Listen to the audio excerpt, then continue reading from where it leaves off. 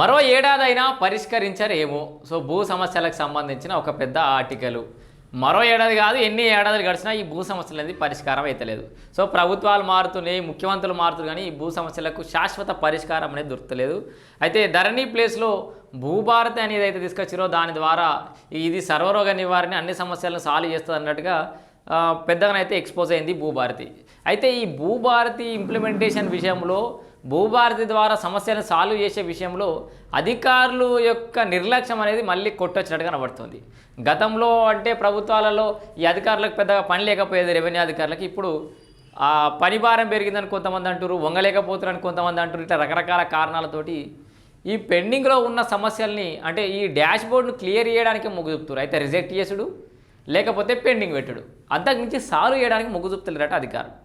మరోవైపు రాష్ట్ర ముఖ్యమంత్రి అట్లాగే రెవెన్యూ శాఖ మంత్రి పొంగులేటి శ్రీనివాసరెడ్డి ఏమో ఆగస్టు 15 తారీఖు లోపల అన్ని సమస్యలను సాల్వ్ చేయరు అని చెప్పేసి టార్గెట్ పెట్టారు. నేను ముందుగానే చెప్పిన ఆగస్టు 15 డెడ్ లైన్ పెట్టడం అనేది కరెక్ట్ కాదు. ఆగస్టు 15 లోపల సమస్యలు సాల్వ్ అయ్యే అవకాశం లేదని మనం చాలాసార్లు ఎప్పుడు వచ్చినాం, అదే జరిగింది కూడా. సో మరి ఈ ఏదైతే రెవెన్యూ సదస్సులు, గ్రామ సభలు నిర్వహించి భూములకు సంబంధించిన అప్లికేషన్లు తీసుకోరో ఆ పెండింగ్ అప్లికేషన్లు ఇప్పటివరకు అయితే పూర్తిగా సమస్యలు సాల్వ్ కాలేదు. నాకు తెలిసి 78% కూడా అయినవ్వలేదు. సో దానికి సంబంధించిన వార్త అనేది చాలామంది అన్నానుగా నువ్వు భూభారతికి సంబంధించిన వార్తలు చెప్పకు, అన్నాను ఈ సర్పంచ్ ఎలక్షన్లకు సంబంధించిన వార్తలు చెప్పకు అని కొంతమంది కామెంట్ పెడుతుంది.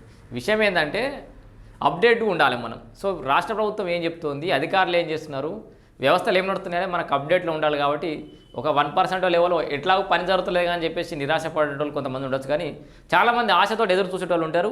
ఈ భూములకు సంబంధించిన అంశాల విషయంలో కూడా అందుకే వైడీ న్యూస్ అనేది ఎప్పటికప్పుడు అసలు సాదా పరిణామాల అంశం ఏం నడుస్తుంది, అసైన్డ్ భూములకు సంబంధించి కోర్టులు ఏం నిర్ణయం తీసుకోబోతున్నాయి, ప్రభుత్వం ఏ నిర్ణయం తీసుకుంటుంది, గ్రౌండ్ లెవెల్లో ఏం జరుగుతుంది, ప్రతి అప్డేట్ని అయితే మనం ఖచ్చితంగా ఇస్తూనే ఉంటాం.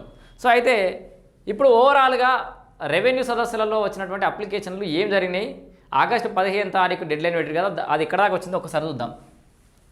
మరో ఏడాదైనా పరిష్కరించరేమో, భూ సమస్యలపై అధికారుల నిర్లక్ష్యం, ఆగస్టు 15తో ముగిసిన గడువు, 15% కూడా సాల్వ్ కాలే. చూసిరా, 15% కూడా పూర్తి కాలేదు, ఇంకా కూడా సమస్యలు సాల్వ్.